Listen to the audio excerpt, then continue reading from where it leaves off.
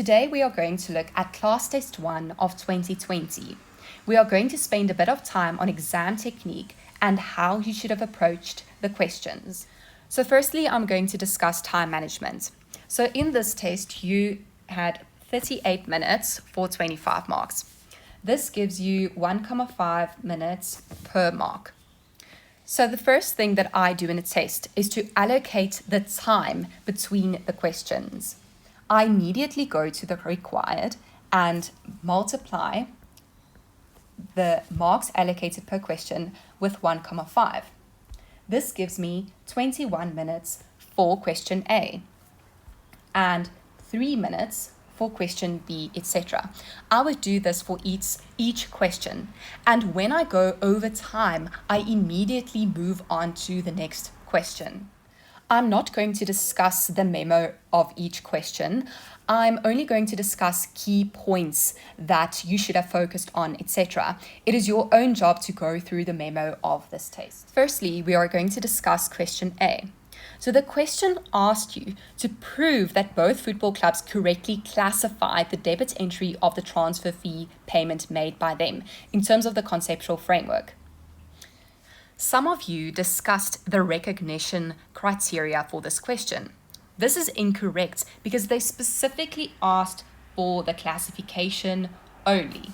The classification is about the definition of an asset, liability, equity, income, or expense.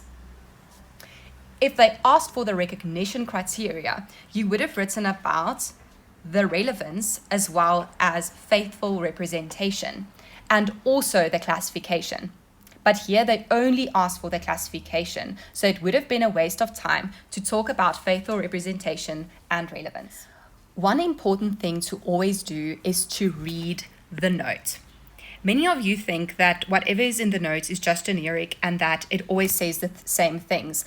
Like, for example, you have to round off to the nearest R1, or no journal narrations are required, etc. But a lot of the times, important information is stated in the notes, which could save you a lot of time.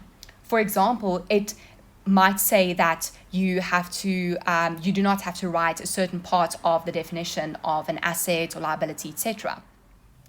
So the question talks about the debit entry of the transfer fee payments made by them. So you had to go and prove that the debit entry, the intangible assets, and the inventories are in fact assets. So let's take a look at what they did in the memo. You do not have to write all the paragraphs of the definition of an asset. You have to identify which paragraphs you think is applicable to the scenario and the required. You then write the theory of the applicable paragraphs, and for each element of the theory, you write your application. For example, let's take the part of the right. Here is your theory that you took out, and here is your application. So for each part of the theory, you have to apply it. So for example, rights that have the potential to produce economic benefits take many forms, including rights that correspond to an obligation of another party. The application of this is this obligation. The football club to whom the transfer fee payment was made has the obligation to terminate their own contract with that specific player, as well as the obligation of the player to play for the team that he signed the contract with. Okay. For example, rights to receive goods and services, the application of that is the player who has to play for the team. Thus, the football club receives the services of the player. Then many rights are established by contract, legislation, or similar means. The scenario speaks about a contract, thus you have to go and apply that. And this is where this comes into account. So no other football club has the right to use the player in their team while the player has a contract with the club that made the transfer fee payment. I don't know why, but many of you wrote about paragraph 4.6a3, which states that it is the right to exchange economic resources with another party on favorable terms.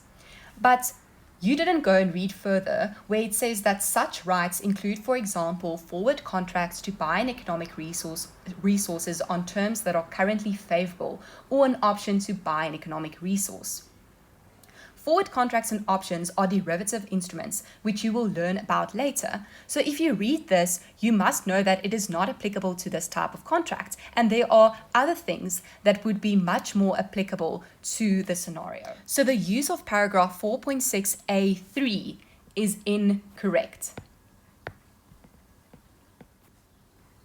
Many of you also forgot to write about the past event. This is easy marks that you can get, so please don't forget to write about that. And also, many of you didn't write a conclusion at all, and this is also easy marks that you could obtain. Some students went and discussed theory and applied the theory in IAS 2 inventories and IAS 38 intangible assets. This is incorrect because this question specifically stated that you had to discuss it in terms of the conceptual framework for financial reporting. So if you wrote any theory out of IAS 2 or IAS 38, you would not receive any marks for that, and you would be wasting a lot of time.